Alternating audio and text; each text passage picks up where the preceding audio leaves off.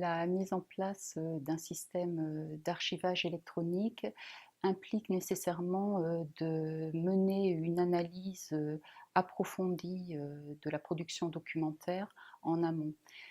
C'est vraiment la clé du succès d'un tel projet.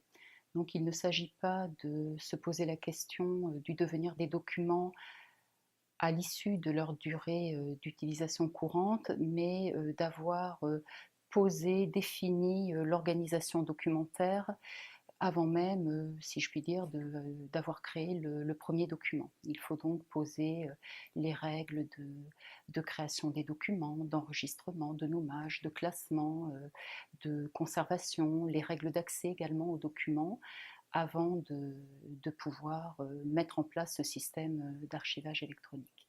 Dans le secteur RH, par exemple, il est important d'avoir défini la nature, la forme des documents à conserver, défini également quels documents doivent être conservés dans le cadre d'un processus donné, et ensuite de pouvoir mettre en œuvre leur conservation. C'est donc vraiment une analyse en amont qui va permettre de garantir le succès d'un archivage électronique qui soit à la fois exhaustif et systématique.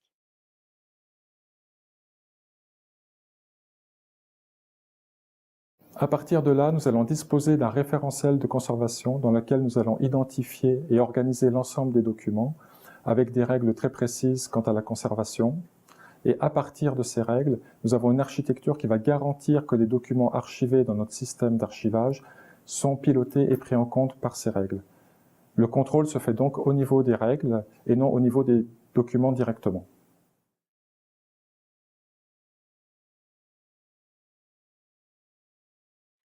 Un projet de dématérialisation et d'archivage électronique amène aussi à revisiter sous l'angle de la gestion documentaire les procédures de travail et les organisations.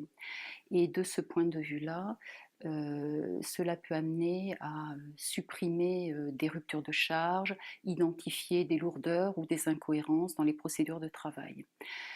Ce regard transverse peut également permettre d'identifier des doublons, par exemple, dans une organisation, et par conséquent de revisiter l'organisation, la remettre à plat, et là où nous avions une organisation qui fonctionnait parfois en silo, d'avoir une organisation finalement plus simple et efficace. C'est donc à mon avis également un gage d'efficacité et de performance des organisations.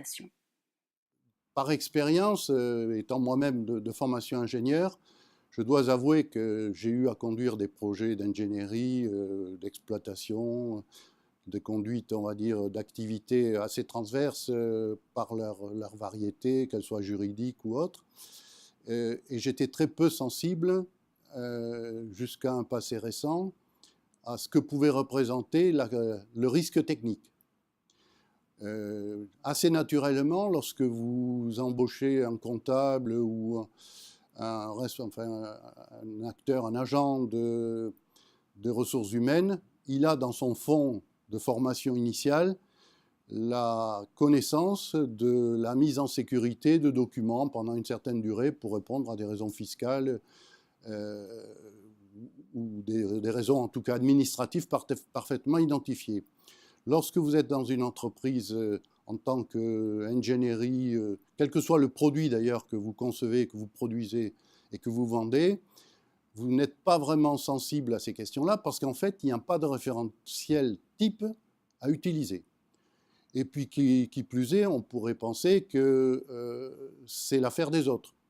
Donc, si je suis ingénieur d'affaires ou chef de projet, je fais mon travail, je mets dans une boîte, je parle pour il y a quelques années, aujourd'hui je mets sur des serveurs les documents inhérents à cette activité, sans vraiment les trier, et puis à charge pour ceux, entre guillemets, qui sont des spécialistes de l'archivage, de faire le nécessaire pour garantir dans la durée la conservation, la préservation, voire la destruction de ces documents. Malheureusement, aujourd'hui, ces choses-là font partie du passé, puisqu'encore une fois, chacun est garant à travers le numérique de son activité et il est le seul, a priori, à faire le tri dès la création. J'ai tendance à penser que dans toute entreprise, il y a des fonctions opérationnelles, on va dire des processus métiers opérationnels inhérents à cette entreprise. Et puis, il y a un certain nombre de fonctions support valables dans toutes les entreprises. On a des services RH, on a des services de gestion, on a des services de SI, on a des services de sécurité.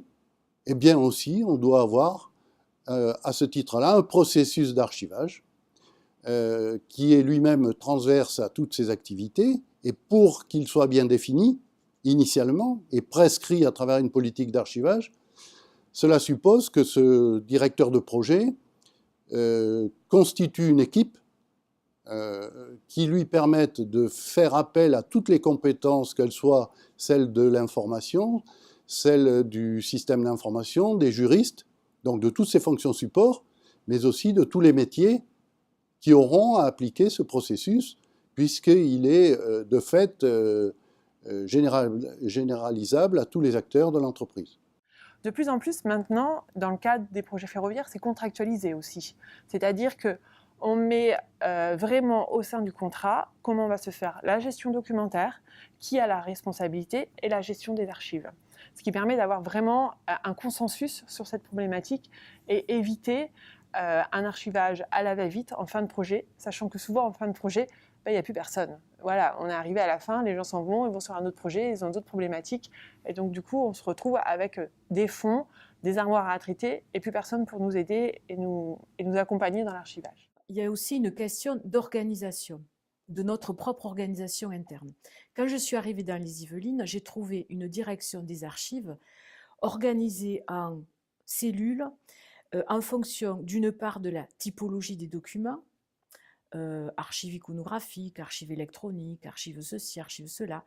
D'autre part, en fonction aussi de producteurs, archives communales, du statut des archives, archives privées, etc.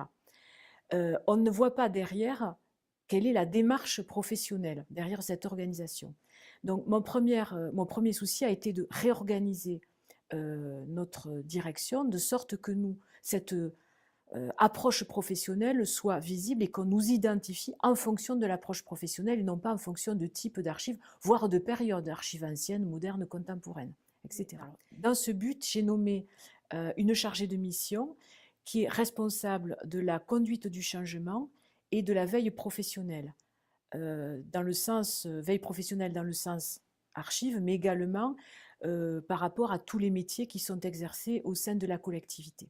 Là encore, je crois que j'ai de la chance dans le département des Yvelines parce que nous sommes associés à la conception et au pilotage de la plupart des projets, bon, je dis la plupart, il y en a 2, de dématérialisation des process. Il est aussi question de nous confier le pilotage d'un projet global, d'un marché global de numérisation, incluant la dématérialisation, ce qui fait que nous serions à même de contrôler la plupart des projets, les cahiers des charges, et donc de les orienter pour que ces projets répondent à la fois à l'expression des besoins, mais également aux exigences d'archivage.